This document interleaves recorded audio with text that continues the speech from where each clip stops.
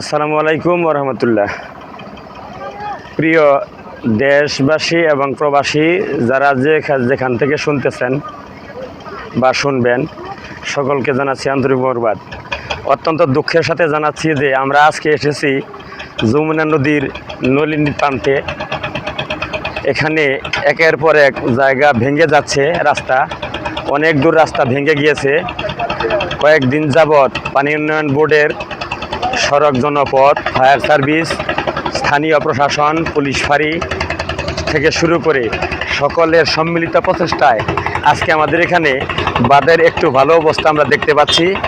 নৌকা করে বিভিন্ন জায়গা থেকে বালু আনা হচ্ছে এবং সেগুলো প্যাকেটিং করে বস্তায় ভরে এখানে ফেলা হচ্ছে।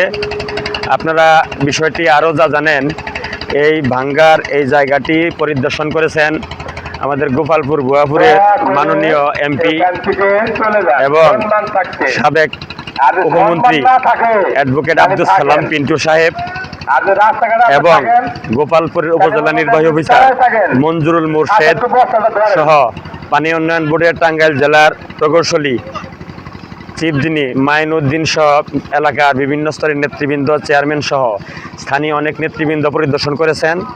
আমরা দেখতেছি ব্যাপকভাবে কাজ চলতেছে এবং সংশ্লিষ্ট যারা দায়িত্বশীল তারা অনবরত কাজ করতেছেন। আমরা আল্লাহর কাছে দোয়া করি, আল্লাহ যেন আমাদেরকে সহায় হন, এই রাস্তাটি ভেঙে না যায়। আপনারা যেখান থেকে আছেন দোয়া করেন। এই রাস্তাটি ভেঙে গেলে এখানে তারাকান্দি যমুনা নদীর একটা মহাসড়ক, তারাকান্দি সার কারখানার যত সার এই রোডে নিয়মিত চলাচল করে, আনা নেওয়া করা হয় সার এবং প্রয়োজনীয় কীটনাশক অন্যান্য দ্রব্যাদি। আর আপনারা জানেন এই যমুনা নদীটি 1757 সালের প্রলয়ঙ্করী ভূমিকম্পের কারণে যমুনা নদীর সৃষ্টি হয়। আগে যমুনা নদীর নামে কোনো নদী ছিল না। 1787 সালে প্রলয়ঙ্করী ভূমিকম্পের কারণে তিব্বতের হিমালয় পর্বত থেকে যে আমাদের যমুনা ব্রহ্মপুত্র নদ প্রবাহিত হয়, সেই নদের একটি শাখা প্রবাহিত হয়েছে।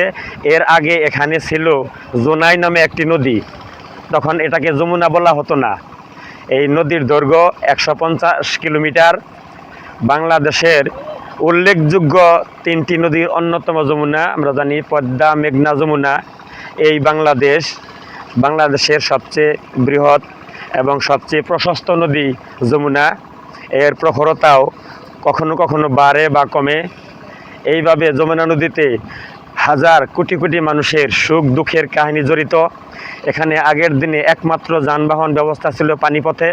এখন সড়ক পথ হওয়ায় নদীর যে পানিপথ এর গুরুত্ব কিছুটা কম হলেও এখানে 2টা পথ পানিপথের পাশাপাশি একেবারে নদীর তীর ঘেঁষা যে তারাকান্দি ভুয়াপুর বা টাঙ্গাইলের মহাসড়কটি, এখানে উল্লেখযোগ্য অংশ ভেঙে গিয়েছে।